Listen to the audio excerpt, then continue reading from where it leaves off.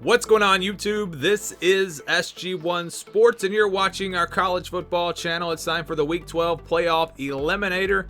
The teams that have been eliminated after Week 11, and also just a look at the total playoff picture. There are 8 teams. There are 8 teams that now have a chance to make the college football playoff without some, crazy chaos like Maryland upsetting Ohio State and, just a bunch of crazy things, not realistic things happening. It's down to 8. There are 8 teams that are still alive in this thing. That's one of the reasons why I actually like the 12-team playoff, because you have more teams still in the running at the end of the season.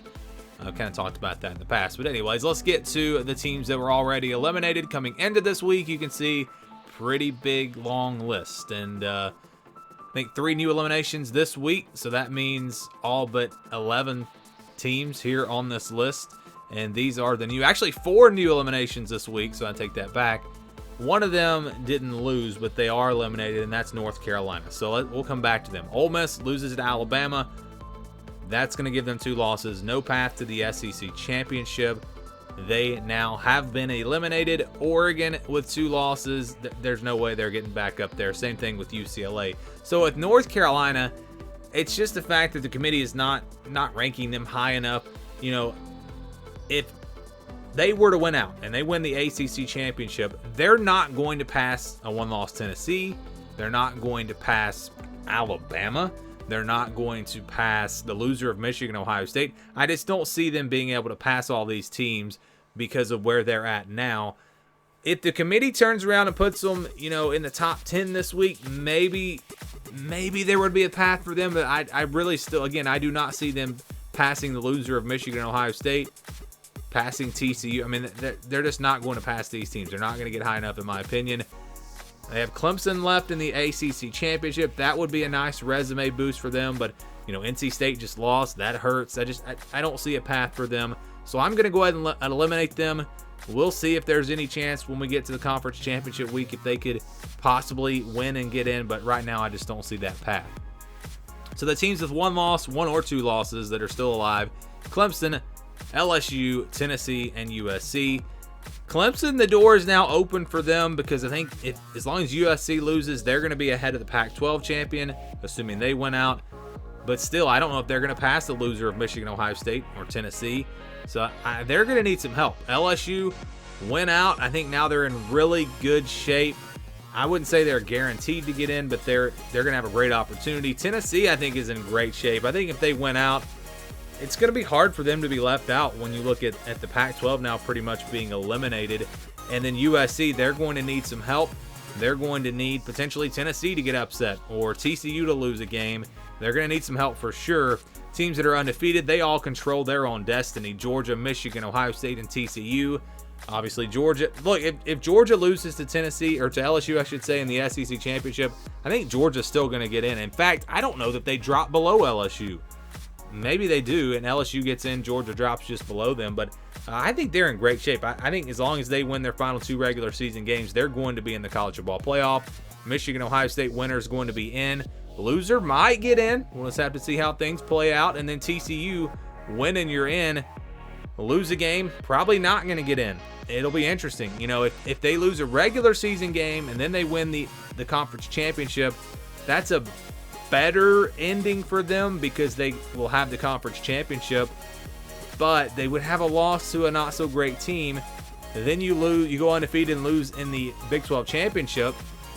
Then you don't have a conference championship. You have a better loss, but you're missing that big win. So I don't even know which. I guess it would probably be better for them to lose this weekend to Baylor and then bounce back and win the Big 12 championship, especially if somehow Baylor were able to get there, which I don't know if they still have a chance.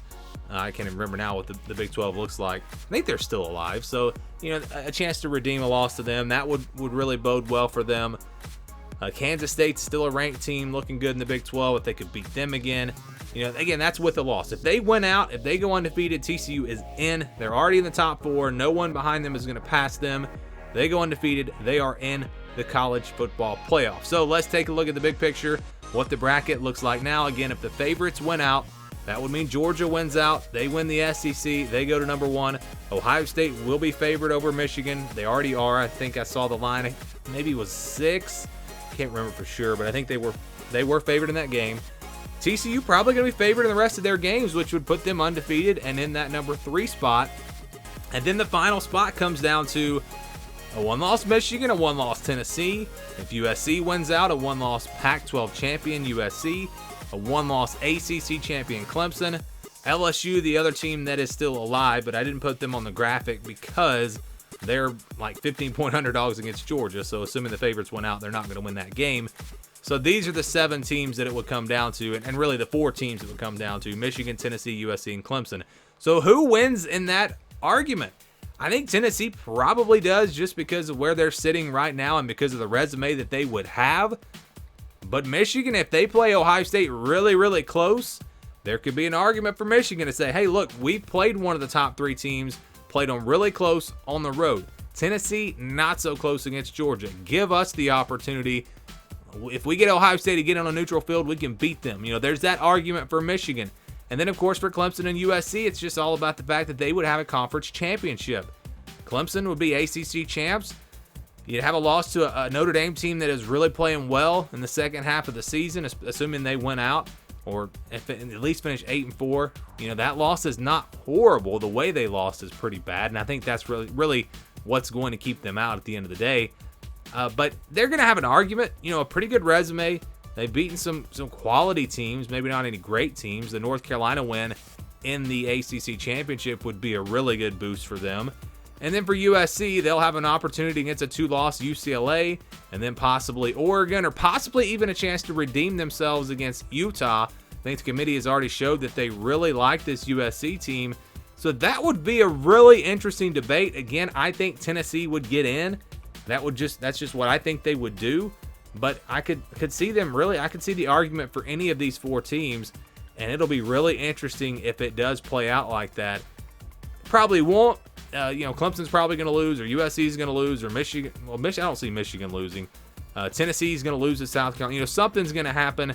It'll probably come down to not this many teams, but it might come down to 5 or 6, and the committee is going to have to make a decision. What decision will they make? Of course, that is the big question. Again, if LSU, if they win, if they beat Georgia, I think, it's what happens there, because Georgia would have the head-to-head over Tennessee, but Tennessee would have beaten LSU. I don't know how that plays out. I guess it's probably would go in the order of LSU, Georgia, then Tennessee. I mean, I don't know. That's going to be crazy if it happens. I think there's an argument for putting Georgia still ahead of LSU and going Georgia, then Tennessee, then LSU. Georgia and Tennessee would only have 1 loss. LSU would have 2. Tennessee would have the head-to-head over LSU. So, that's where you get into that situation where I'm saying LSU, if they win the SEC, might not get in. If Ohio State and TCU are there, they might not be ahead of Georgia and Tennessee at the end of the day. They might get left out. So a lot of intriguing things that could happen here down the stretch. But this is what the playoff picture looks like right now, and we'll see how it plays out these final 3 weeks if it counts the conference championship games. So that's it for the playoff eliminator this week. Will we eliminate another team this week? I think USC would be that team that would have the potential because they're playing UCLA, TCU playing Baylor. They wouldn't be eliminated with a loss, though. So USC would be that one team that might go down this week. We'll see how that plays out. Give me your thoughts down in the comments below. Thank you for watching, and stay tuned for more here on the SG1 Sports College Football Channel.